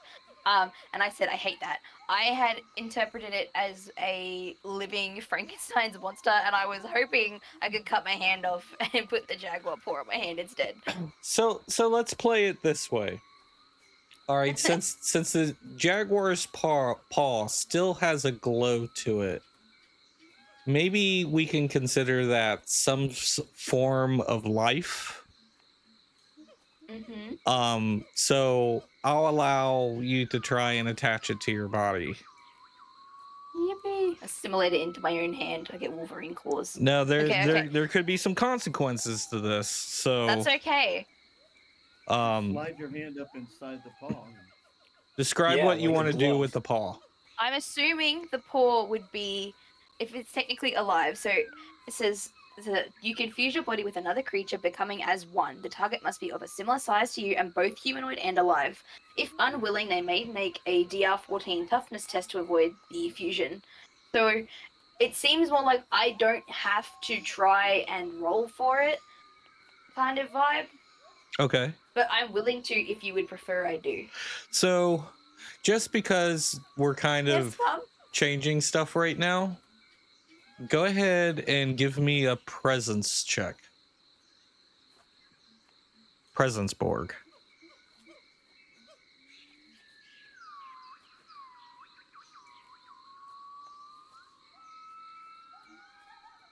Yeah, sorry, my mom came in. It is not a sterile environment, but I'm drunk enough to be sterile. There's enough alcohol to where I'm sure it's pretty sterile. No, We are clean. I'm using my other luck right now. All right. Fuck yeah, 16. That's way better. Yeah, there you go. Okay. All right. So you're able to so basically what you're saying is you're cutting your hand off and going to replace it with the paw? Is that what you Yeah. wanted to do? Or like fuse it in. Like it try like because it's supposed to be like a fusion. Okay. So like I'm willing to try and just like force my hand to join with it because it's as a coagulant you're a abomination of nature made from fell alchemy. Unstable flesh must be combined with another to sustain itself. So technically I'm just making sure I don't fall apart. I gotcha. Okay. So you're going to try and fuse your hand with the paw. And you're successful at doing that. Yippee! And now you're What's my consequence? is this your right hand or left hand? I'm going to go with my right hand. With your right hand. Okay. So as you fuse your hand with the paw, your hand kind of mutates into like half like it's similar to a human hand, but it's actually a jaguar's paw. I got beans now. I got 2 beans. And by doing this, Snap. by being able to fuse yourself with the paw, this following jaguar that's still alive, that's been sitting prone this entire time, its eyes no longer glow red and now glow purple. And this beast is now your companion. Yes! My cat. See, look, guys, crazy you always are works. magic. You are magic, Ina. Don't Now, doubt yourself. this pet is your companion. This pet is not as powerful as it was when it was in its evil form. So this pet, you can choose to use an action on, but it's only going to do D4 damage. That is okay. Yeah, if you slap one of us, It is with the big enough paw, that I we can take ride it, And it that must is be the kept real purpose fed. of the cat. And it must be kept fed. That is So, also okay. all right. Plenty of smoked meat so far right now. I got it. And you're able to name that pet. You play the story how you want with it. So the pirates reconvene and they travel through the rest of the way through the jungle. And the pirates arrive at the witch doctor's hut.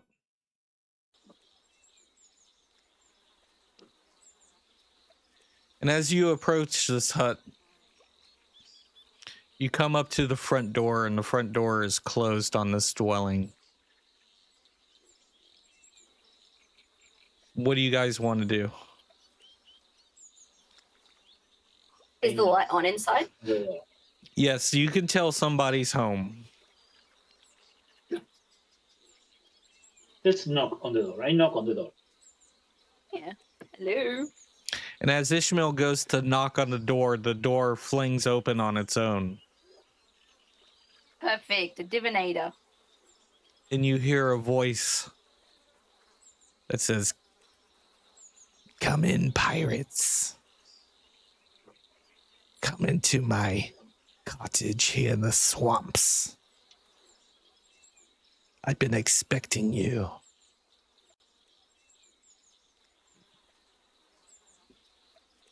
Are you expecting us with something to eat and drink? The travel here was kind of a mess. Come in, pirates, and I'll fix you some swamp tea. Oh, nice. Is it like cactus juice? I get in there, find myself a cozy place to sit next to a fire to dry in a corner or something. I follow him. Yeah, Alistair will walk in and he'll just kind of whisper to the scholars. Come in, Again, sit. with a pirate thing. We're not pirates. Sit. Come and warm yourself by the fire.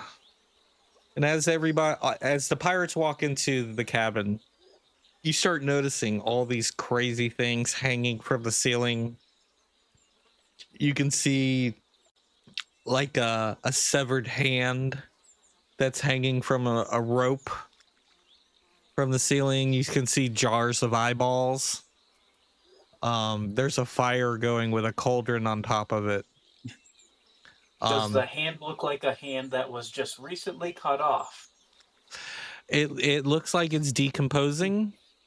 So it looks like it's been there for a hot minute. Okay. The table's just covered in chicken feet, bones, leeches, all kinds of different witch doctor paraphernalia. Surprisingly, though, the cottage has a cozy feel to it. Like normally, most people would probably be scared and freaked out, but for some reason, it feels welcoming and safe.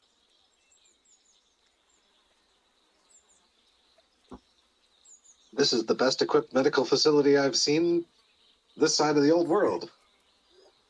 Is any of this stuff for sale? You can't put a price on voodoo. Yeah. I mean, with ingredients and tools like these. You cannot put a price on voodoo, but I will barter with you. So it's free. Can you heal my wounds? And I kind of scratch where the shower bited me. The witch doctor looks over at you and walks over and walks around you, behind you, and is examining your fancy clothes. And she says to you, "You be so fancy. How do you keep your clothes so clean like this when you're walking through the swamp?" I don't know. The clothes, I pay no attention to it. It's just, it's the way it is. That be some fancy clothes you have there that cannot get dirty.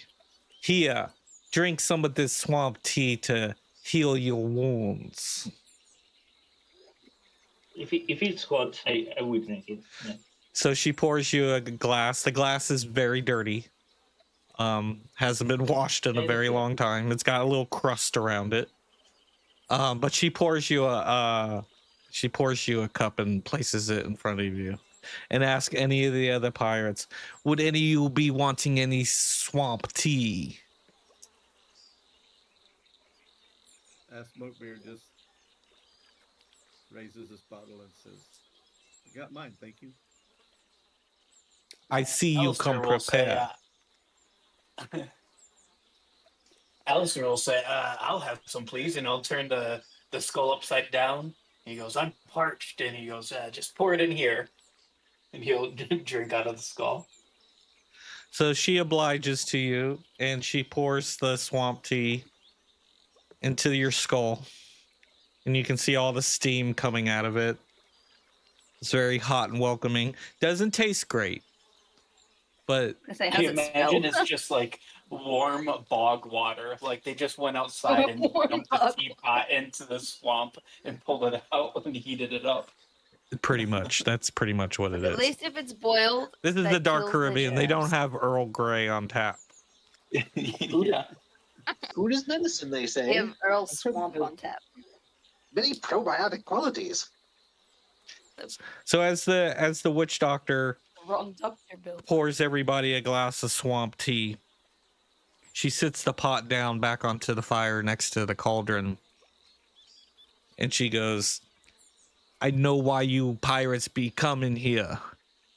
And she waves her hand, and this green, glittery, like smoke or fog or whatever you want to say, kind of trails behind her hand as she does something. And the bottle comes out of Smokebeard's satchel and lays right in the middle of the table. "I see you have found this. This has been missing for many, many years. Do you pirates know what you have here?" No, it was a gift to us.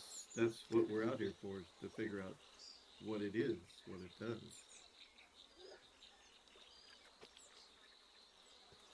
"This ship in a bottle, a very powerful ship.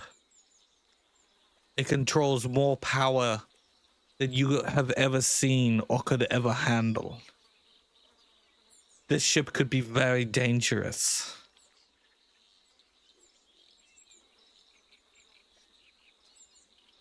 How dangerous? How is it How do we dangerous? get it? How do we get it out of the bottle? We cannot fit in that ship. It's really tiny. Yeah, Ah. that's an excellent point, Ishmael. You pirates be very smart. You pirates be using common sense. But you pirates don't see that this is not a complete ship. You only have the hull of the ship. You ain't gonna go nowhere on just no hull in a ship.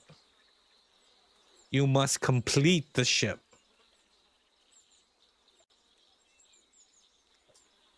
And Yeah. that process is What's it? What is it from? Is it a ship of this plane or another? This ship is a very unnatural ship. This is the ship that was once manned by dead, the undead. You hold in your possession a bone ship. I knew it. I've heard that tale. See, I told you. But this is no ordinary bone ship. This bone ship, as I said, has magical powers. These When it's powers can be tiny, and I very grab some dangerous. bones. You say there were some chicken bones on the table and something like that. I grab some chicken bones and say we can fancy a mass from this and put it there in the bottle, and I pull a handkerchief and we can fancy some sail from this. It's a tiny ship. We can put it there. You in a the bottle. silly man to think you could take the bones and just make your own mast. That's not how it works, pirate.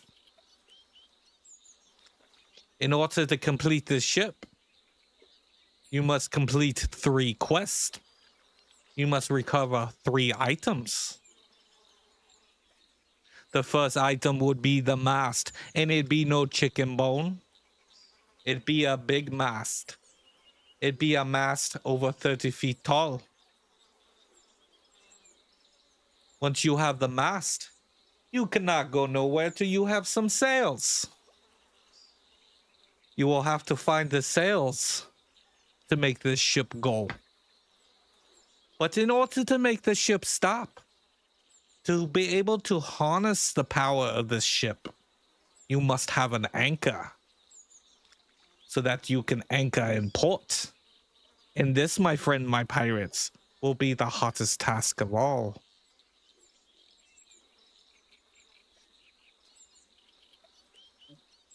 What are we? This guy Hercules? What good would be this ship for us? Like how much can we get for it, or how powerful it is? Can we take a galleon or two with it? You cannot put the If value it's on not, this. You you do cannot not put a own this value ship. This in ship owns everything. you. Your souls. The ship is a ship of the undead. But don't worry. There is a possibility that this ship could benefit you. But again, you just have a hole in a bottle. You do not have no ship.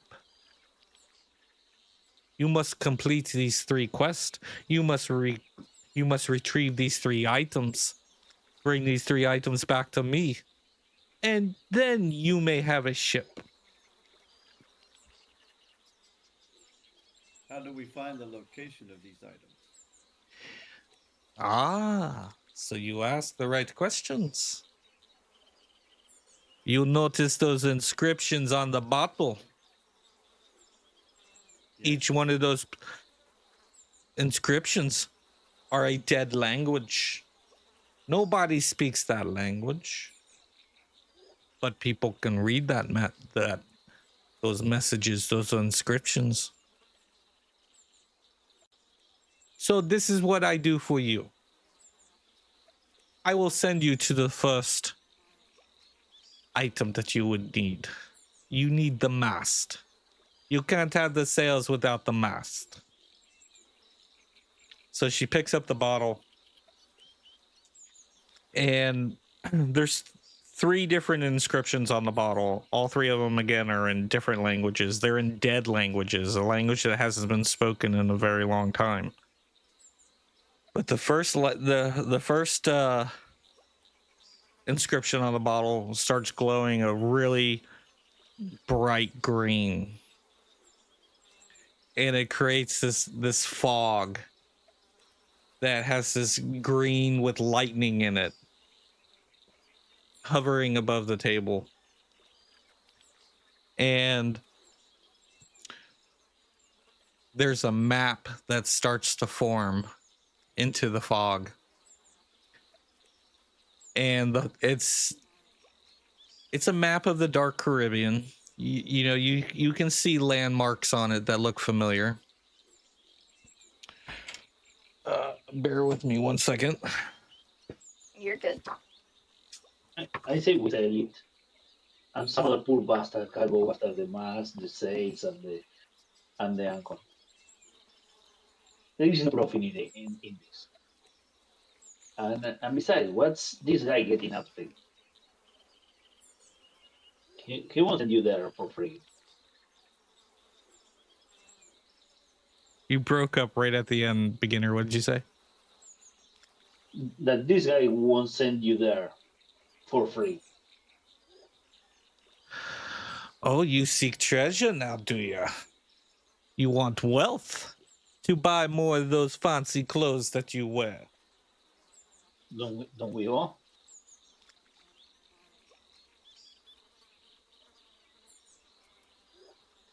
There could be treasures along the way. These items have been lost in time for a long time. There could have been other pirates searching for these items. The legends. But you, my friends, have the bottle in the hole, so you are already one step ahead. So perhaps you find treasure as you search for these items. Any treasure you find is finders keepers. I no say nothing. Treasure does me no good. What's in it for you? What's your angle? What are you after? I tell Why you, help us? I tell you this. We be in the dark Caribbean. People hope that one day the dark Caribbean can turn into a beautiful place. I like my swamp. I like the filth. I like the smell. I like the murky water. I like my swamp tea. The power of this ship may be able to cure the dark Caribbean. It may also destroy the dark Caribbean. What's in it for me is that I have my swamp, and my swamp stays the way it is. That's all. I do not want to be part of the normal world. Bullshit. Look at me. Does this face look like I get along? And she smiles at you, and she's got like 4 teeth. She's got 4 teeth. four How t- generous. 4 teeth. 4 teeth. She's got a little 4 o'clock stubble, 4 o'clock shadow, whatever you want to call it, going on her cheeks. She smells horrible. You know, the swamp, me the too, girl, don't swamp worry. smells way better. She just wants to be left alone. And if the Dark Caribbean ends, then so be it. She just doesn't want the Dark Caribbean to become a happy place. Song of True Love's Kiss starts playing. But then I like kick a violinist out of the window. So this map that is floating in the cloud is showing that it is that you need to start in Tortuga and work your way southeast into the middle of the island. I believe, what's that? Is that Puerto Rico? Oh, right. There's a map in the book, isn't there? I can actually look at a map. Yeah, that's what I'm looking at right now. So if you look at Tortuga, I got mine from the book. if you look at Tortuga, in the middle of Puerto Rico, is where X marks the spot for the mast. Oh, that's 80 and Is that? Oh, yeah, Puerto Rico's the smaller one to the Rico's east of it, right? Further to the right, yeah. Yeah, okay. Either way, that's All right. where you need to go for the to get the first item. And she's got Smokebeard hooked because that's all he's about. Adventures, exploring, hunting, and cooking meat. Smoking the meat. Ina is willing to believe that she just wants to, like, be left alone in the forest. Like, she's giving soothsayer energy who just wants to literally be left alone in the woods, after all. And she also thinks that a fearsome ship like this would be good to keep folk like the British and French and whatever out of the Dark Caribbean to let them do what they want.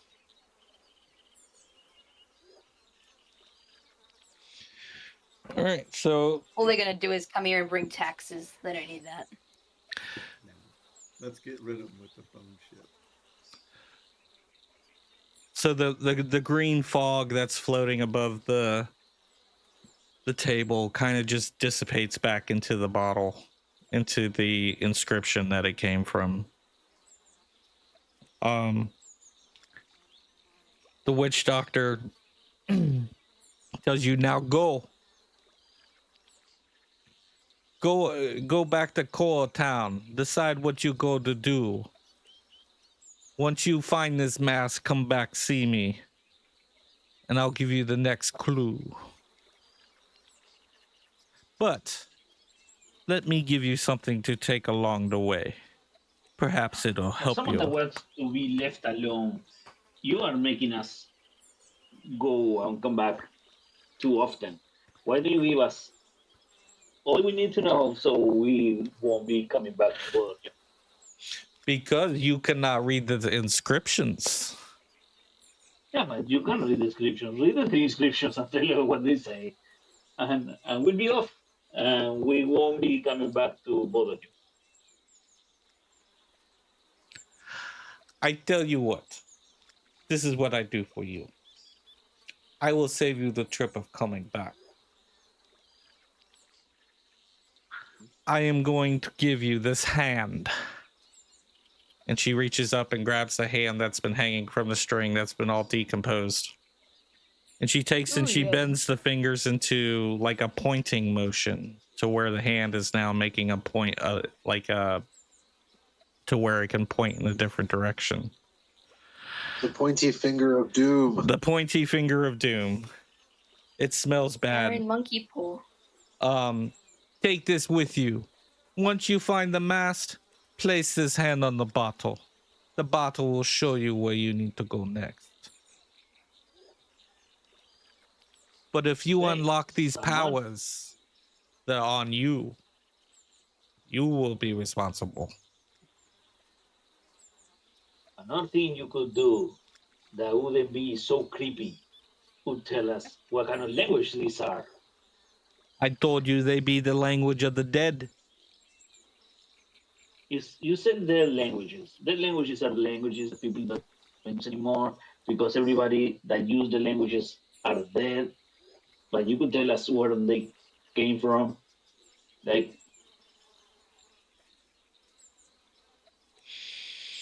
I can tell you that the language that I just gave you the clue for comes from the Dark Yukon. It comes from an ancient tribe. I told you, Dark American. And we'll call it Dark American because I cannot even pronounce the name of this tribe. It has not been spoken in thousands of years. Not only that, I'm really bad at trying to pronounce Spanish words. Tom crosses his arms smugly in only the way a colonizer can. So I give you that told one.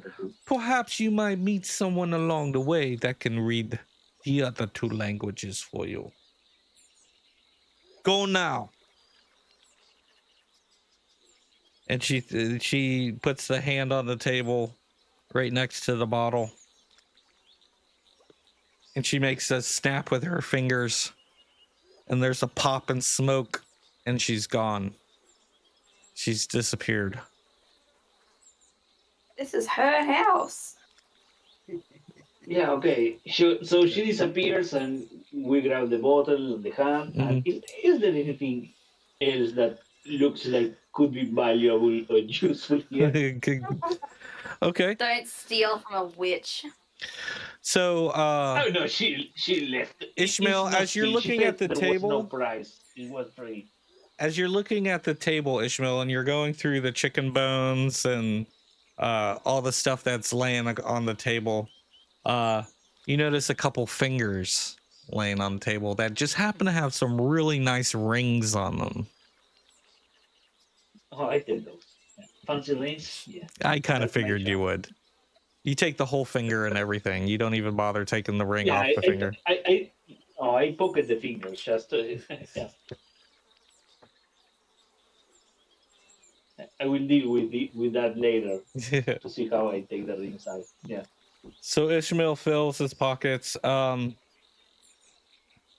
Everyone else is still sitting at the table. Everybody finds basically 100 silver each worth of coins. Dang. All right. Now, when the witch disappeared, the fire went out. All the lighting in the house went out. Like it like instantly turned into like it doesn't look like anybody's been living there for years. Like old, decrepit. Like the fire doesn't even look like it's been lit in years. And as far as valuables, that's about it. You each make way with 100 pieces of 8. Ishmael's got a couple fingers with some rings on it. And y'all make your way back into Coral Town. And you wind up at the tavern again, where everybody starts pouring drinks and starts talking about what the next plan is. As Ishmael is taking the fingers that have the rings on them, and he's like sitting there and he's like using his breath to kind of polish them up. He still hasn't even removed them from the fingers yet. He's just kind of polishing the rings. Anyways, that's where we're going to end it for tonight. Okay. GG. Awesome. Thanks, man. This was Thanks fun. for hosting. Yeah, no problem. I mean, again, I know I'm kind of new at this, and I hope you guys are. Still fun. Yeah, You're I'm doing trying good. to. I You're want doing it good. fun. I don't want to be like a all rules like. Well, you don't have to let me like don't you have to let me don't feel like you have to like do what I want in terms of No, me editing a fucking class on the fly, bro. No, I Well, was. what if it was Frankenstein?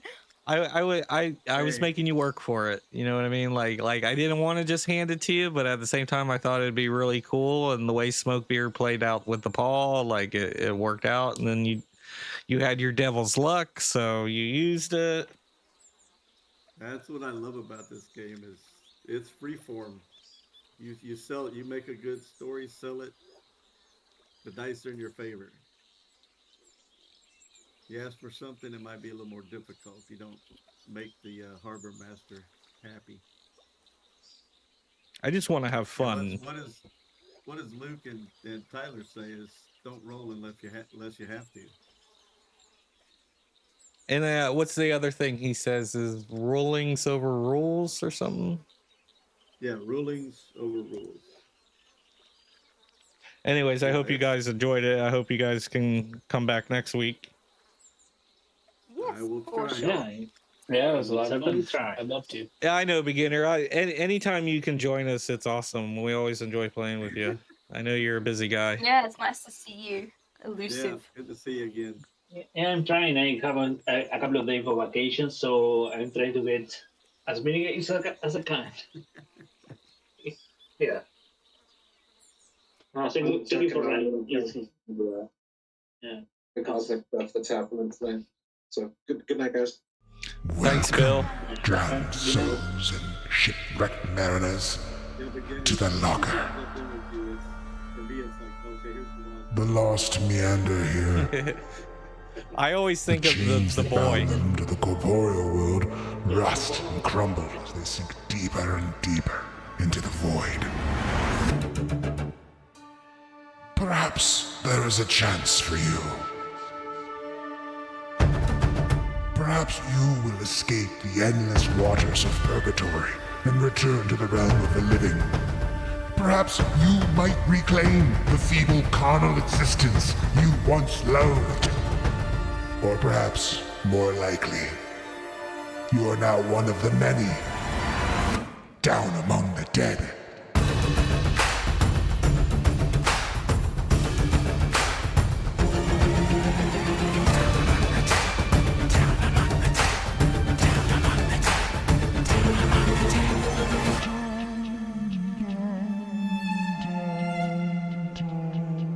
Pirate Borg, down among the dead.